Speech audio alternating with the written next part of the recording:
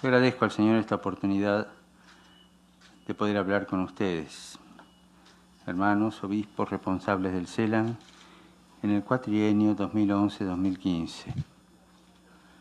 Hace 57 años que el CELAM sirve a las 22 conferencias episcopales de América Latina y el Caribe, colaborando solidaria y subsidiariamente para promover, impulsar y dinamizar la colegialidad episcopal y la comunión entre las iglesias de esta región y sus pastores.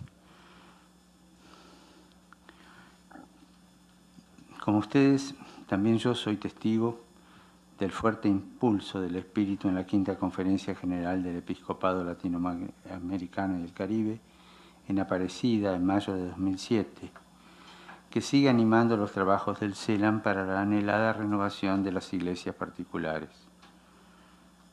Esta renovación, en buena parte de ellas, se encuentra ya en marcha. Quisiera centrar esta conversación en el patrimonio heredado de aquel encuentro fraterno y que todos hemos bautizado como Misión Continental. Características peculiares de Aparecida. Existen 4 características que son propias de la Quinta Conferencia. Son como 4 columnas del desarrollo de Aparecida y que le confieren su originalidad. Primero, un inicio sin documento de base. Medellín, Puebla, Santo Domingo comenzaron sus trabajos con un camino recorrido de preparación que culminó en una especie de instrumentum laboris, con el cual se desarrolló la discusión, reflexión y aprobación del documento final. En cambio, Aparecida promovió la participación de las iglesias particulares como camino de preparación que culminó en un documento de síntesis. Pero este documento, si bien fue referencia durante la Quinta Conferencia General, porque se iban aprovechando cosas que decían ahí, no se asumió como documento de partida. El trabajo inicial consistió en poner en común las preocupaciones de los pastores ante el cambio de época y la necesidad de renovar la vida discipular y misionera con la que Cristo fundó la Iglesia. Yo me acuerdo que empezamos, iban pasando los presidentes de las conferencias episcopales, decían cómo estaba su conferencia, ese fue el puntapié inicial, ¿no? Y después de ahí seguían todas las intervenciones y se fue armando la puesta en común. Ese fue el primero, no hubo un documento de base. Segundo, ambiente de oración con el pueblo de Dios. Para mí esto es clave. Es importante recordar el ambiente de oración generado por el diario Compartir la Eucaristía y otros momentos litúrgicos, donde siempre fuimos acompañados por el pueblo de Dios. Por otro lado, puesto que los trabajos tenían lugar en el subsuelo del santuario, la música funcional que los acompañaba fueron los cánticos y las oraciones de los fieles. Estábamos metidos en la oración del pueblo de Dios. Los días de semana teníamos poquita gente, qué sé yo, 80, 100 personas. Pero algún día feriado de peregrinación, o sábado, domingo, cuando hubo misa, no sé, el santuario es para 20.000 personas o más, así que estaba... Para mí esto es clave también. Tercero, es un documento que se prolonga en compromiso con la misión continental. En este contexto de oración y vivencia de fe surgió el deseo de un nuevo Pentecostés para la Iglesia y el compromiso de la misión continental. Aparecida no termina con un documento, sino que sigue, se prolonga en la misión continental. El documento es una etapa más, pero sigue, ¿no? Cuarto, creo que esto hay que rumiarlo bastante, es la presencia de Nuestra Señora Madre de América. Es la primera conferencia del Episcopado Latinoamericano y el Caribe que se realiza en un santuario mariano. Y la presencia transversal de María en Aparecida es muy importante, ¿no? Una mariología sana, pero que está en el corazón de nuestro pueblo.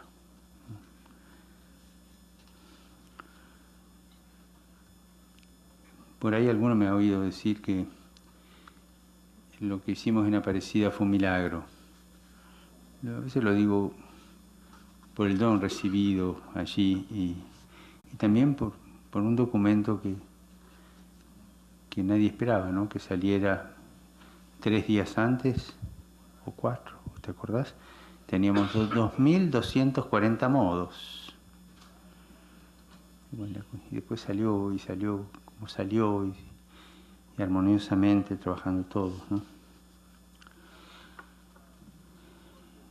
Tercero, dimensiones de la misión continental.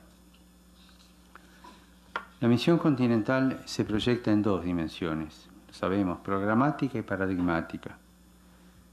La misión programática, como su nombre lo indica, consiste en la realización de actos de índole misionera. La misión paradigmática, en cambio, implica poner en clave misionera la actividad habitual de las iglesias particulares. Evidentemente, aquí se da como consecuencia toda una dinámica de reforma de las estructuras eclesiales, pero por la misión paradigmática. El cambio de estructuras, de caducas a nuevas, no es fruto de un estudio de organización de la planta funcional eclesiástica, de lo cual resultaría una reorganización estática, sino que es consecuencia de la dinámica de la misión. Porque nos metemos en esta dinámica de la misión, se van cambiando las estructuras, porque no pueden llevar adelante las que son caducas, ¿no? Las que están al día andan fenómeno. Es la dinámica la que provoca el cambio de estructura, la conversión pastoral, ¿no?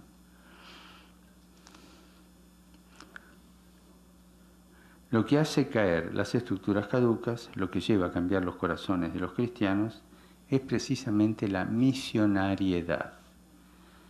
De aquí la importancia que tiene la misión paradigmática. Y esto nos tiene que abrir un poquito los ojos, porque puede estar el engaño, ¿no? Bueno, a ver, hagamos la misión continental, una misión para chicos, una misión para hospitales, una misión, y ya cumplimos y se acabó el partido, ¿no? No, creo que la paradigmática es continuamente en estado de misión la acción habitual de la Iglesia. La misión continental, sea programática, sea paradigmática, exige generar la conciencia de una Iglesia que se organiza para servir a todos los bautizados y hombres de buena voluntad. El discípulo de Cristo no es una persona aislada en una espiritualidad intimista, sino una persona en comunidad para darse a los demás. Misión continental, por tanto, implica pertenencia eclesial. También es clave para tenerlo en cuenta, ¿no? En la medida que se misiona, que se van cambiando la manera de organizarse la pastoral, se va adentrando en la pertenencia eclesial.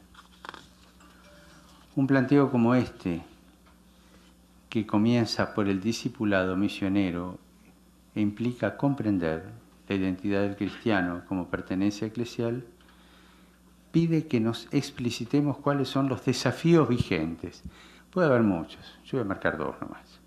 Pero, ¿qué desafíos vigentes hay en este planteo, ¿no? Desafíos vigentes de la misionariedad discipular.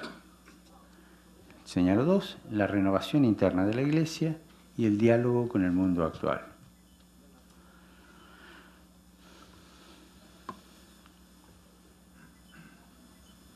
Renovación interna de la Iglesia. Aparecida ha propuesto como necesaria la conversión pastoral. Esta conversión implica creer en la buena nueva, creer en Jesucristo, portador del reino de Dios, en su irrupción en el mundo, en su presencia victoriosa sobre el mal. Creer en la asistencia y conducción del Espíritu Santo, creer en la Iglesia cuerpo de Cristo y prolongadora del dinamismo de la encarnación. En este sentido, es necesario que como pastores nos planteemos interrogantes que hacen a la marcha de las iglesias que presidimos. Estas preguntas sirven de guía. Voy a hacer unas preguntas, ¿no? Que están tomadas de un machete que le pedí a uno de ustedes, ¿no? Que me mandaron un machete para poder aterrizar en lo que tengo que decir, ¿no? Estas preguntas sirven de guía para examinar el estado de las diócesis en la asunción del espíritu de Aparecida, y son preguntas que conviene nos hagamos frecuentemente como examen de conciencia. Son preguntas que uno se las hizo una vez, cree que está bien, pero cuando se las hace otra vez a los 15 días o cuando hace una reunión en su parroquia, en su diócesis, se da cuenta que todavía hay que ahondar más, ¿no? Primera pregunta. ¿Procuramos que nuestro trabajo y el de nuestros presbíteros sea más pastoral que administrativo? Esto para los obispos es clave, ¿no? Una visita pastoral a una parroquia, que el moderador de curia, el ecónomo haga la parte administrativa, pero vos, curas, ¿cómo te movés pastoralmente? ¿No? Y acentuar eso. ¿Quién es el principal beneficiario de la labor eclesial? ¿La Iglesia como organización o el pueblo de Dios en su totalidad? Segunda, ¿superamos la tentación de atender de manera reactiva los complejos problemas que surgen? ¿Creamos un hábito proactivo? ¿Promovemos espacios y ocasiones para manifestar la misericordia de Dios? Para mí esto es clave, ¿eh? Estoy convencido que este es el tiempo de la misericordia de Dios para su Iglesia. Marcaría como prioridad ese, no sé, es reducirlo, decirlo así, pero ese apostolado de la misericordia, la dimensión misericordiosa de la Santa Madre Iglesia, la maternalidad de la Iglesia que cura heridas, ¿no? que va ayudando. Este cambio de época, lo comentaba ayer con los obispos brasileños, está lleno de heridos. Gente que dejó la Iglesia por la mitad, que se fue, que volvió, y cada uno puede pensar, bueno, vamos a hacer un curso, que esto, que aquello. Mirá, después de una batalla, lo primero que hay que hacer en un hospital de campaña es curar las heridas. Creo que hoy día la pastoral tiene que plantearse eso seriamente. La pastoral de la Madre Iglesia. Curar tantas heridas de gente que se fue, que se quedó a mitad camino, que se confundió, que se desilusionó. Esa pastoral de la misericordia, ¿no? No en vano Juan Pablo II tuvo una visión, un olfato de que la cosa podía ir por aquí. Hay una intuición muy grande en Juan Pablo. Bueno, lo marco. ¿Promovemos espacios y ocasiones para manifestar la misericordia de Dios? ¿Somos conscientes de la responsabilidad de replantear las actitudes pastorales y el funcionamiento de las estructuras eclesiales buscando el bien de los fieles y de la sociedad? Tercera, en la práctica, ¿hacemos partícipes de la misión a los fieles laicos? ¿Ofrecemos la palabra de Dios y los sacramentos con la clara conciencia y convicción de que el Espíritu se manifiesta en ellos? Cuarta, ¿es un criterio habitual el discernimiento pastoral, sirviéndonos, en el buen sentido de la palabra, de los consejos diocesanos? Consejos diocesanos. Esta palabrita tiene que ser más usada. Estos consejos y los parroquiales de pastoral y asuntos económicos son espacios reales para la participación laical en la consulta, organización y planificación pastoral. El buen funcionamiento de los consejos es determinante. Diocesanos, sectoriales, parroquiales. Y creo, no se ofendan, pero lo digo de corazón, creo que estamos muy atrasados en esto.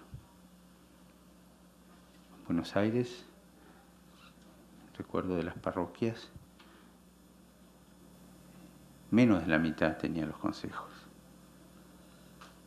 Mover a los curas para que entren en esta dinámica cuesta mucho. Quinta, los pastores, obispos y presbíteros tenemos conciencia y convicción de la misión de los fieles y le damos la libertad para que vayan discerniendo, conforme a su proceso de discípulos, la misión que el Señor les confía. Los apoyamos y acompañamos, superando cualquier tentación de manipulación o sometimiento indebido. Estamos siempre abiertos para dejarnos interpelar en la búsqueda del bien de la Iglesia y su misión en el mundo. Abierto a la interpelación, ¿no? Sexto, los agentes de pastoral y los fieles en general. ¿Se sienten parte de la Iglesia, se identifican con ella y la acercan a los bautizados y distantes y alejados? Como se puede apreciar, aquí están en juego actitudes en esta pregunta, ¿no? La conversión pastoral atañe principalmente a las actitudes y a una reforma de vida. Un cambio de actitudes necesariamente es dinámico, entra en proceso. Y solo se lo puede contener acompañándolo y discerniendo. Un proceso de cambio de actitudes necesita del obispo acompañamiento y discernimiento. Es importante tener siempre presente que la brújula para no perderse en este camino es la de la identidad católica concebida como pertenencia eclesial.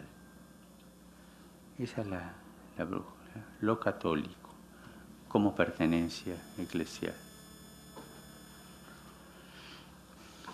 Esta era la primera parte de renovación interna de la Iglesia, que, acuérdense, discipulado, pertenencia eclesial.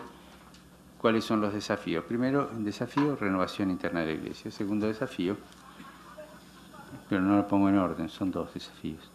Diálogo con el mundo actual. Los dos tienen que darse contemporáneamente.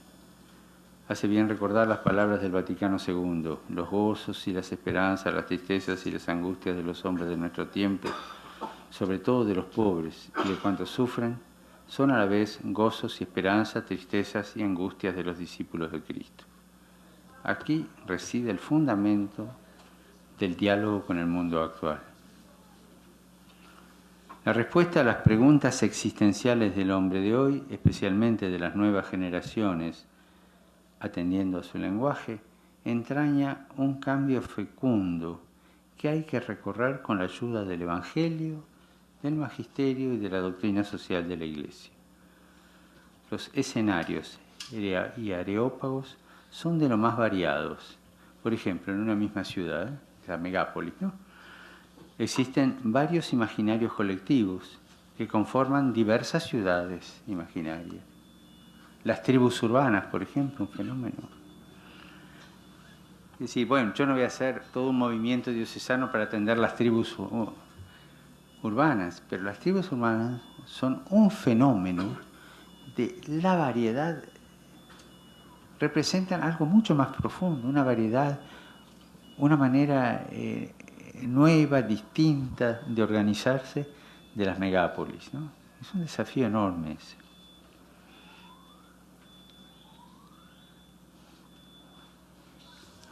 Si nos mantenemos solamente en los parámetros de la cultura de siempre, en el fondo una cultura de base rural, el resultado terminará anulando la fuerza del Espíritu Santo. Dios está en todas partes. Hay que saber descubrirlo para poder anunciarlo en el idioma de esa cultura. Y cada realidad, cada idioma tiene un ritmo diverso. Esto es un desafío de este cambio de época, ¿no? Después supongo que se reordenará de nuevo, pero a nosotros nos toca vivir y evangelizar en este cambio de época.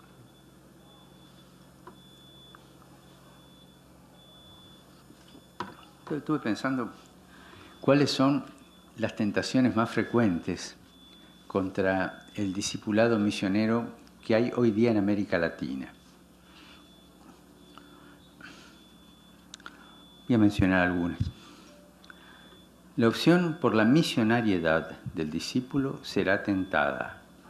O sea, no existe un seguimiento de Jesucristo sin tentación. Desde el obispo para abajo, todos van a ser tentados.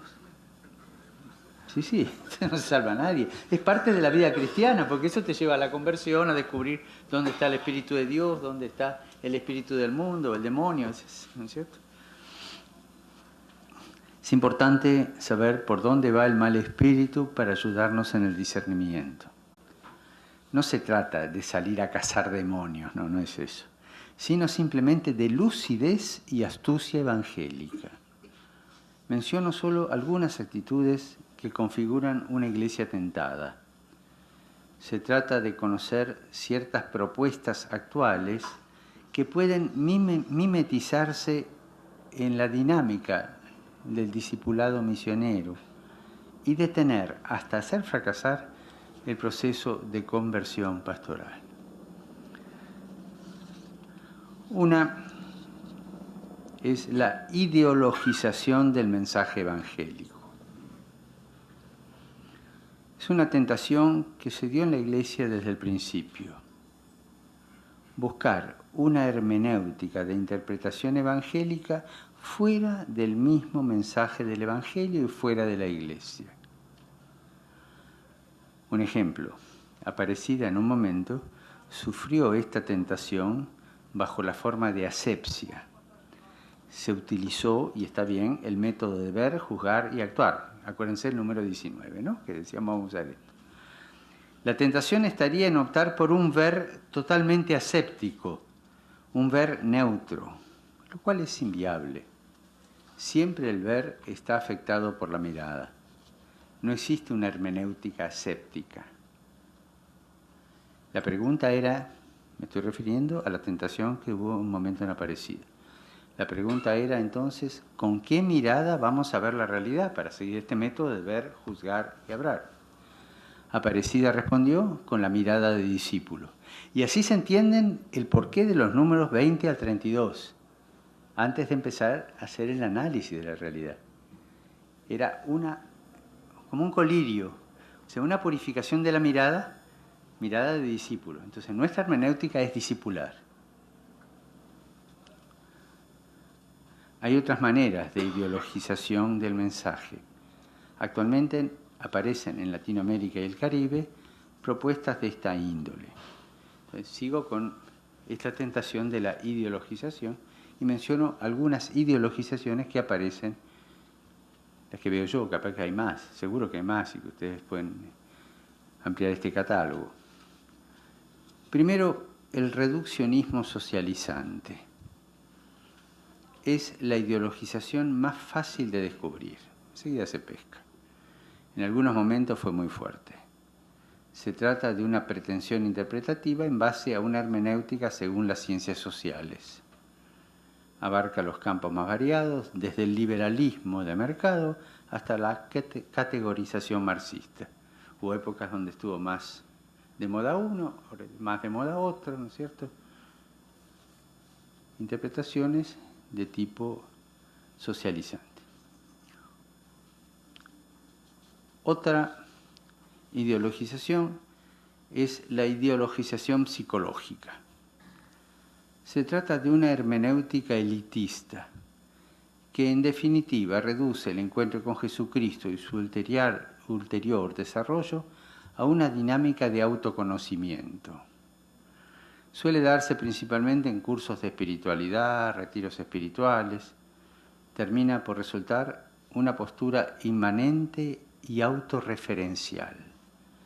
No sabe de trascendencia y por tanto no sabe de misionariedad.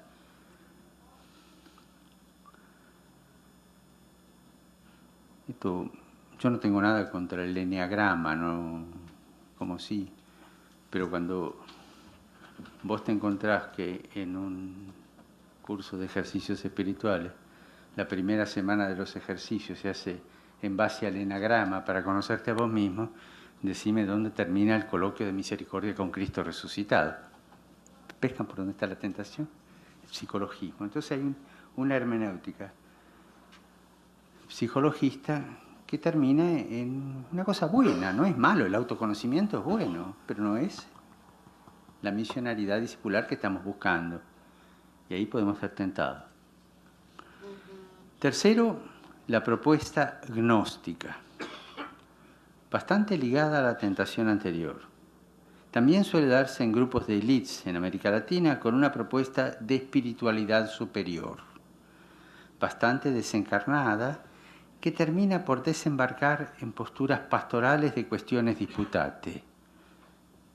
Acordémonos que fue la primera desviación de la comunidad primitiva y reaparece a lo largo de la historia de la Iglesia en ediciones corregidas y renovadas. Vulgarmente, a los que están en esta tentación se los puede denominar católicos ilustrados, por ser actualmente herederos de la Ilustración, es decir, una gnosis desde la cual interpretan el Evangelio y de ahí la pastoral y todo, ¿no? Una cosa interesante. Con el inicio del pontificado uno recibe cartas, propuestas, le hacen llegar inquietudes. Este tipo de fieles, de católicos, las propuestas, los deseos, a ver que con los nuevos aires que pueda haber, todas esas cosas que dice. Y bueno, que se casen los curas, que se ordenen las monjas, que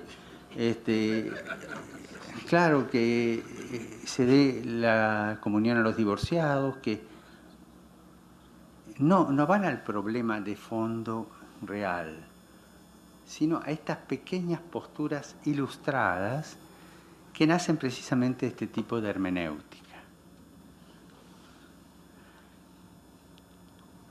Una cuarta es la propuesta pelagiana. Esto se da mucho en América Latina ahora. Aparece fundamentalmente bajo la forma de restauracionismo.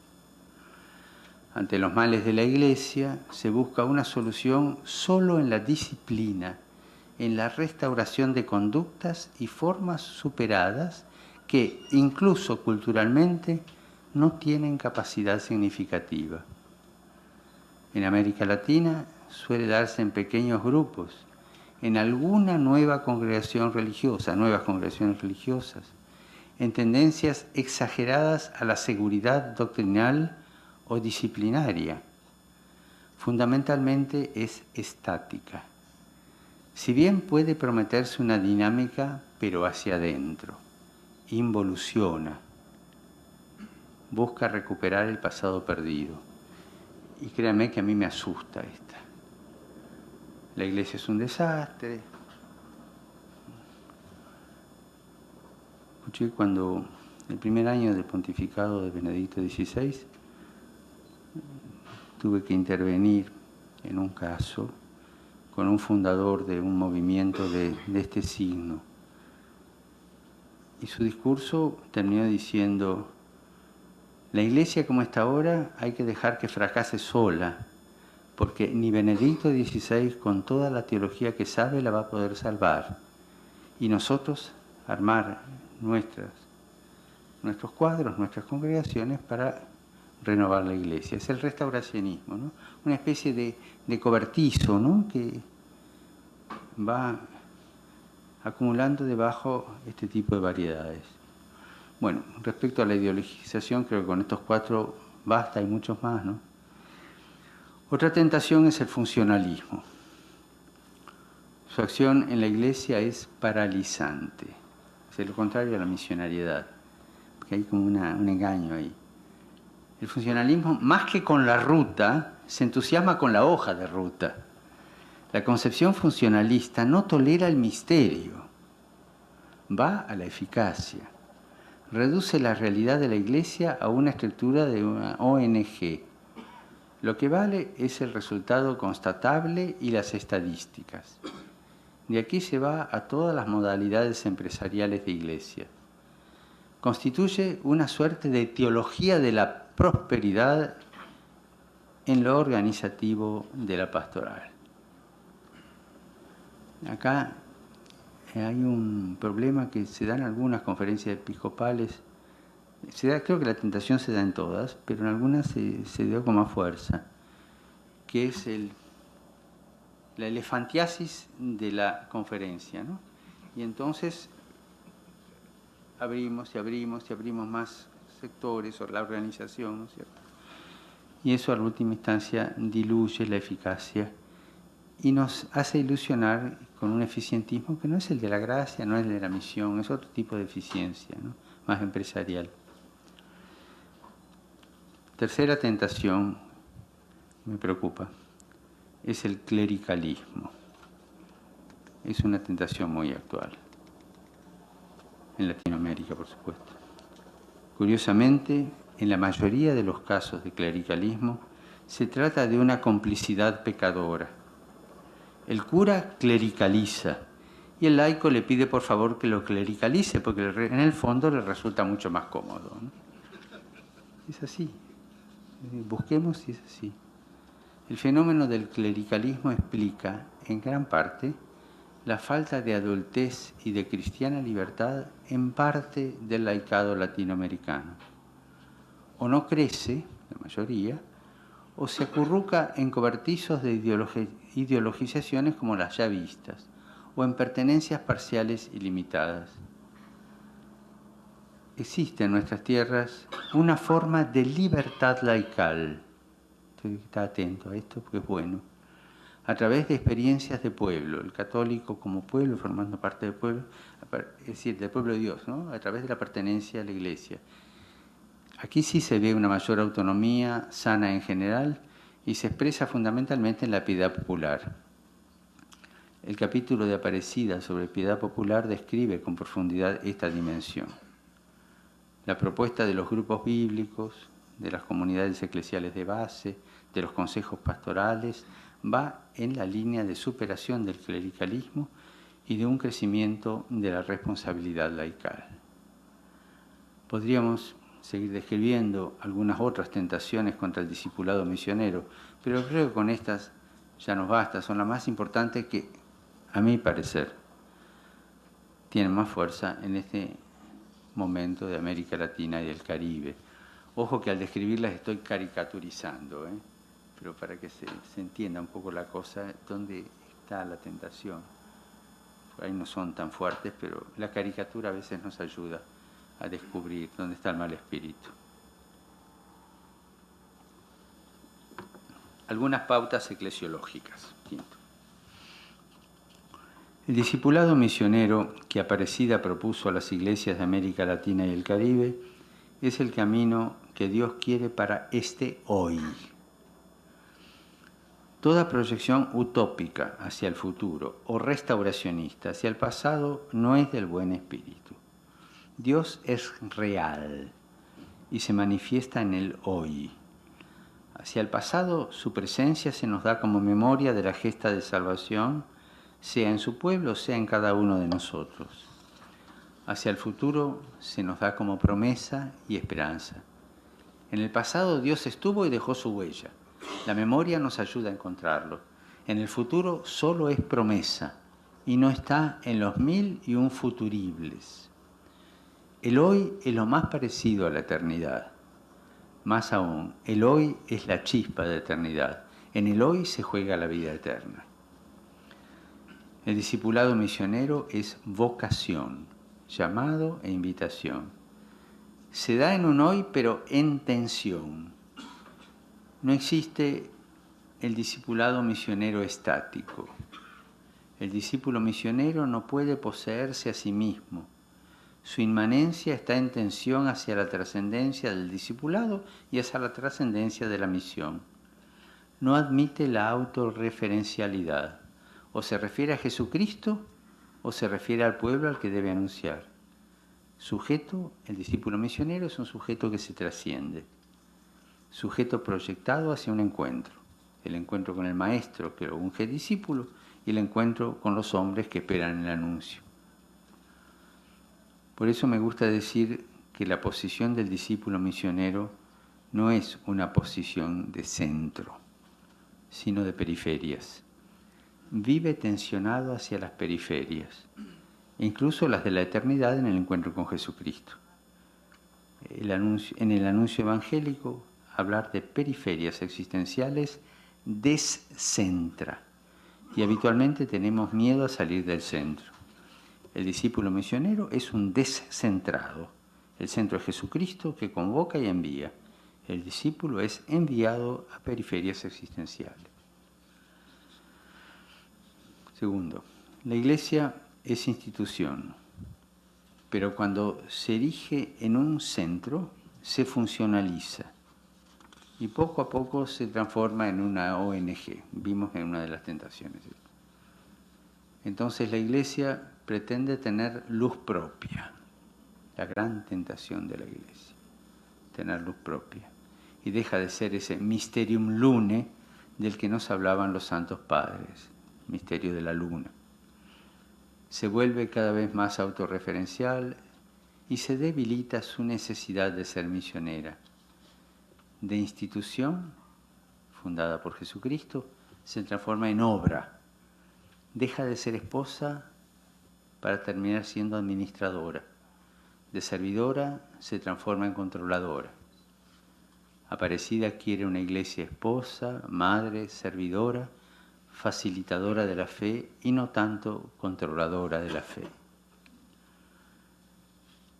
Tercero, en Aparecida se dan de manera relevante dos categorías pastorales que surgen de la misma originalidad del Evangelio y también pueden servirnos de pauta para evaluar el mundo como vivimos eclesialmente, para evaluar el modo como vivimos eclesialmente el discipulado misionero. Las dos categorías son la cercanía y el encuentro. Ninguna de las dos es nueva, sino que conforman la manera como Dios se reveló en la historia. Es el Dios cercano a su pueblo, cercanía que llega al máximo al encarnarse. Es el Dios que sale al encuentro de su pueblo. Existen en América Latina y el Caribe pastorales lejanas, pastorales disciplinarias que privilegian los principios, las conductas, los procedimientos organizativos, por supuesto sin cercanía, sin ternura, sin caricia. Se ignora la revolución de la ternura que provocó la encarnación del Verbo. Hay pastorales planteadas con tal dosis de distancia que son incapaces de lograr el encuentro. Encuentro con Jesucristo, encuentro con los hermanos. Este tipo de pastorales, a lo más, pueden prometer una dimensión de proselitismo, pero nunca llegan a lograr ni inserción eclesial ni pertenencia eclesial. La cercanía crea comunión y pertenencia, da lugar al encuentro. La cercanía toma forma de diálogo y crea una cultura del encuentro. Una piedra de toque para calibrar la cercanía y la capacidad de encuentro de una pastoral es la homilía. ¿Qué tal son nuestras homilías? La pregunta que nos tenemos que hacer nosotros y que se la tienen que hacer los curas y los diáconos. ¿Nos acercan al ejemplo de nuestro Señor que hablaba como quien tiene autoridad? ¿O son meramente preceptivas, lejanas, abstractas? Pero para mí está la piedra de toque sobre la cercanía y el encuentro. Cómo uno tiene la homilía, ¿no? Y no nos olvidemos lo que es la teología de la homilía, ¿no es cierto? Esa ex opere operantis a través de la Iglesia. O sea, no es ni un ex opere operato como la tesis luterana, ni es un ex opere operantis meramente como el agua bendita. Es otra cosa que está en el medio, ¿no es cierto? Es un opere operantis, pero tirando al operato, y es un opere operato, pero no tan calificativo, pero es por la autoridad de la Iglesia. Y eso refleja también mi pertenencia a la Iglesia y cómo la vivo, ¿no? Una cosa que no puse acá, que se me pasó, y la puse en el discurso de los obispos brasileros, es que pastoral en última instancia es el ejercicio de la maternalidad de la Iglesia. O sea, ser pastoral es que la Iglesia sea madre, punto. Y a veces nos olvidamos de eso y la pobre es madrastra, ¿no? Cuarto, quien conduce, ya estoy terminando, quien conduce la pastoral, quien conduce la misión continental, sea programática como paradigmática, es el obispo. El obispo debe conducir, que no es lo mismo que mandonear, pero debe conducir. Además de señalar las grandes figuras del episcopado latinoamericano, que las tenemos y que todos conocemos, quisiera añadir aquí algunas líneas sobre el perfil del obispo. ya se lo dije a los nuncios en la reunión que tuvimos en Roma, unos rasgos que creo que son claves sobre el perfil del obispo que yo considero importantes. Los obispos han de ser pastores, cercanos a la gente, padres y hermanos, con mucha mansedumbre, pacientes y misericordiosos. Hombres que amen la pobreza, sea la pobreza interior como libertad ante el Señor, sea la pobreza exterior como simplicidad y austeridad de vida. Hombres que no tengan psicología de príncipes. Hombres que no sean ambiciosos y que sean esposos de una iglesia sin estar a la expectativa de otra. Más importante, el fenómeno de los obispos polígamos, ¿no? Es decir, que están casados con una, pero esperando a ver cuándo viene la promoción, ¿no? Hombres capaces de estar velando sobre el rebaño que les ha sido confiado y cuidando todo aquello que lo mantiene unido. Vigilar sobre su pueblo con atención sobre eventuales peligros que lo amenacen, pero sobre todo para cuidar la esperanza de su pueblo. El obispo tiene que cuidar la esperanza de su pueblo, que haya sol y luz en los corazones. Hombres capaces de sostener con amor y paciencia los pasos de Dios en su pueblo. Y el sitio del obispo para estar con su pueblo es triple: o delante para indicar el camino, o en el medio para mantenerlo unido y neutralizar los desbandes, o detrás para evitar que alguno se quede rezagado, pero también y fundamentalmente porque el rebaño mismo tiene olfato para encontrar nuevos caminos. No quisiera abundar en más detalles sobre la persona del obispo, sino simplemente añadir, incluyéndome en esta afirmación, que estamos un poquito retrasados en lo que a conversión pastoral se refiere. Conviene que nos ayudemos un poco más a dar los pasos que el Señor quiere para nosotros, los obispos, en este hoy de América Latina y el Caribe. Y sería bueno empezar por aquí. Bueno, les agradezco la paciencia de escucharme. Perdonen el desorden de la charla. Y les pido que tomemos en serio nuestra vocación de servidores del santo pueblo fiel de Dios. Porque en eso se ejercita y se muestra autoridad, en la capacidad de servicio. Gracias.